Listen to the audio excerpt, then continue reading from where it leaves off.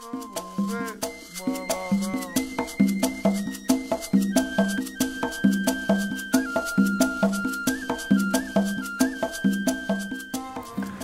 recently I had somebody ask me about how to deal with physical pain. You know, this life thing has lots of different trials and tribulations. You know, we have the mental insanity, the thoughts and the feelings through the heart, and then we've also got the suffering through the body, okay? So on this, you know, I will comment very practically, you know, and I will say to you that if you are suffering physically from a disease or ailment, you know, I'm assuming you've taken all the precautions and all the things that you need to do medically speaking in order to take care of the problem or do what you can for it, you know, because some problems are unsolvable on the medical level. We only have so much technology and so much wisdom on that level. But what I will say to you is, do you have to suffer through the mind and the emotions as well as the physical? So how to deal with physical suffering is you be with the physical suffering, but you do your best to not contribute more emotional suffering to the physical suffering. You know, and contribute thoughts as well. You start to become more discerning or disciplined in what you use with your thinking. You become more disciplined with your thinking. Such an example would be, I have this ailment and this means this about my life. You know, in 5 years this will happen. In 6 months this will happen. In 8 months I have to worry about this. You know, that right away the mind will want to go to the future and put meaning on what this process of sickness means and what it will lead to.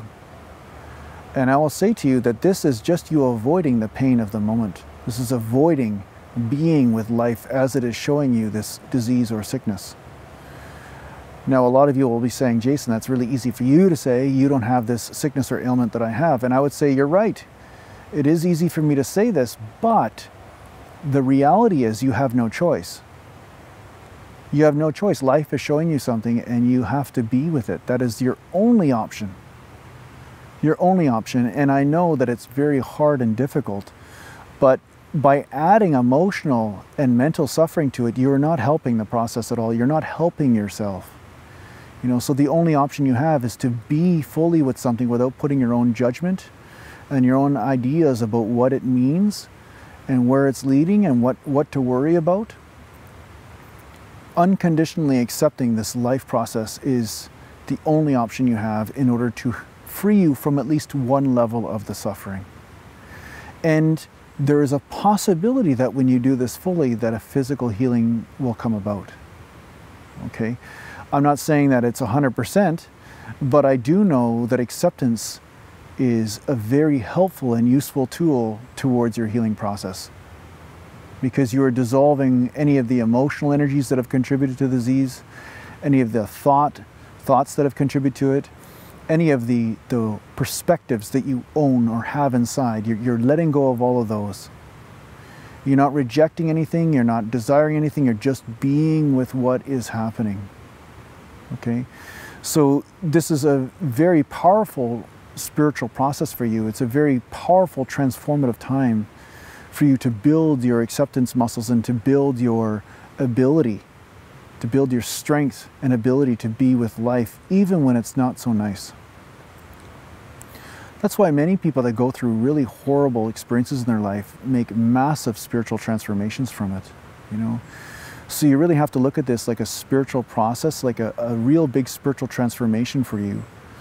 And as painful as it is, you can evolve greatly from it, and some really great gifts can come from it. It's just that you won't see the gifts at this time. You won't see them at this time or now. It will be at some later time, you know, and I always laugh about this, you know, it's always after we've been through a spiritual shift or been through an extremely painful process in our life do we look back on it and say, oh, now I know what that was all about. But at the time, you never know what it's about. You never know what it's about. You always think it's the worst possible thing and that, you know, there must be another way, there must be another option. Life should have given me something different, right? And I don't blame you for that, you know. Sometimes the flailing is also a necessity. It's a part of the process too. So it's important for you not to beat up on yourself about that either. You know, and you know, if Another logical way of looking at this too is to understand that everybody knows in our scientific community that stress contributes to sickness. Everyone knows that stress and sickness go hand in hand. So if you are already sick and then you are adding stress to the process, will that help your healing? And we all know that no, stress will not help you in healing, right? So a greater level of surrender is the only choice you have. And like I said, this still means you do what is necessary, but you surrender emotionally. You surrender your ideas about what you think this process is about or where it's leading. And this will bring tremendous rewards for you and freedom in this. You will see this part of your life in a whole new perspective and surrender to it. So thanks for watching. Take care for now.